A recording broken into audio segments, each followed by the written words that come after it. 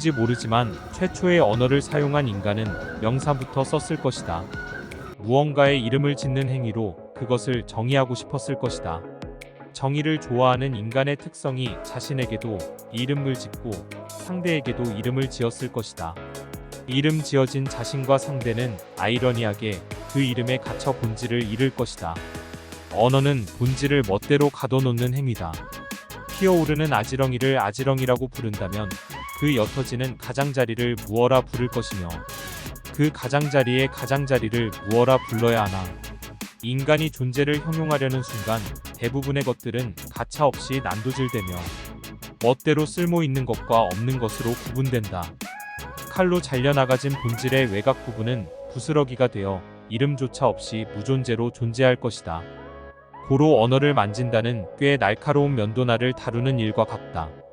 무언가 잘못 그어버리면 한 뿌리 한 뿌리가 동강나버린다. 글을 쓰는 사람의 글의 칼날과 같으니 시인의 글은 수술대에 올라선 외과의사의 상대를 닮았다.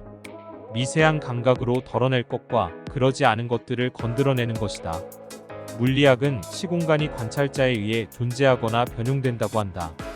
우리 모두는 관찰자로서 공간과 시간을 존재케 하고 변용케 한다. 그 위대한 업적을 매 순간 매 장소에서 만들어내는 것이 우리라는 존재고 그 모호한 것을 대상을 수술대에 올려놓고 섬세한 칼날로 본질을 드러내게 하는 것이 시인이다.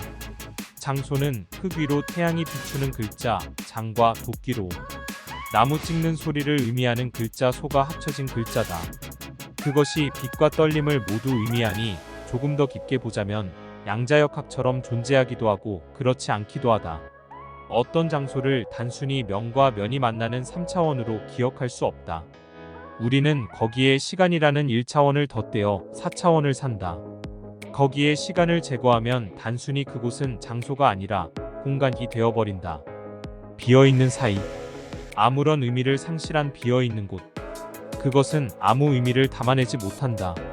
어떤 장소를 보면 공간만이 아니라 시간이 함께 머릿속에 그려질 때가 있다. 고로 장소에서 시간을 뺀다는 것은 모든 것을 비워버리는 것과 같다. 등호를 사이에 두고 양변을 저울질해 보건대 그 값이 0이 된다면 장소는 곧 시간이 된다. 나에게도 그런 장소가 있다. 단순히 공간으로 보이지 않고 시간으로 보이는 장소 말이다. 남들보다 꽤 다양한 곳을 스쳐 지나갔다. 그것이 오죽이나 넓은지 지구를 몇 번을 돌았을지 모른다. 비행기의 속도로 12시간은 움직여야 도달하는 곳에도 나의 기억은 묻어있다. 내가 공간을 이동하며 했던 생각은 그곳을 비어있는 곳에서 가득 찬 곳으로 바꾸었다. 비로소 장소가 됐다. 고대 영어를 쓰는 사람들은 명사를 동사화하여 사용했다. 플레이스라는 장소는 동사 위치에 두다, 놓다, 배열하다의 의미로 사용했다. 나는 공간에 시간과 기억을 두고 왔다. 내가 그곳에서 했던 모든 행동들은 빛의 형태로 우주 전체로 산란되어 수백억 광년 우주 끝에 죽지 않고 정보로 도달할지 모른다. 그것은 우주 끝에 있는 누군가가 정보를 확인하지 않는 이상 그저 내 머릿속에서만 희미하게 남아있다가 사라질 것이다. 누구에게나 그런 시간이 있고 누구에게나 그런 장소가 있다.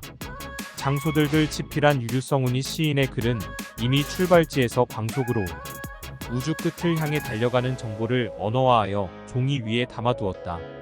그 아련한 기억은 그의 추억으로 남아있는 것이 아니라 독자의 추억으로도 남아졌다. 작가는 아주 복잡한 자신만의 세계관으로 함수를 짜놓은 상자와 같다.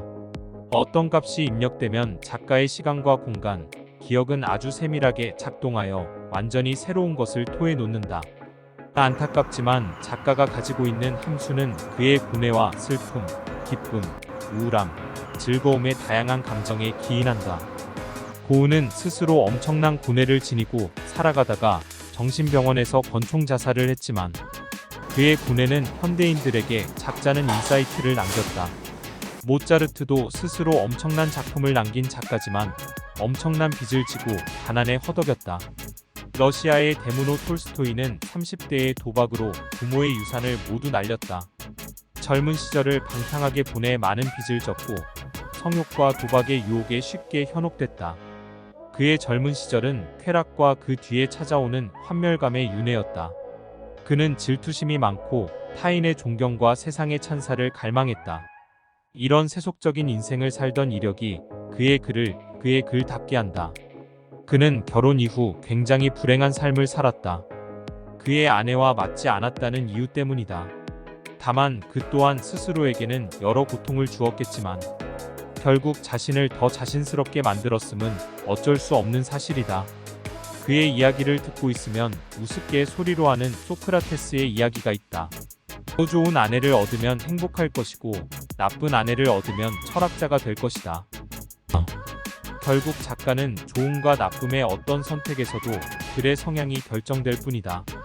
류성훈 작가가 자신의 눈과 경험으로 소화하고 글로써 만들어낸 모든 경험들은 아주 미묘한 그만의 역사가 숨겨져 있다. 그것은 찬찬히 읽다가 문득 누구의 글이었는지 기억이 가물한 나의 옛 추억과 만나 완전히 새로운 기억으로 남을 것이다. 시인은 어떤 의미를 갖고 있나? 시인의 글은 시인의 삶으로 완성된다.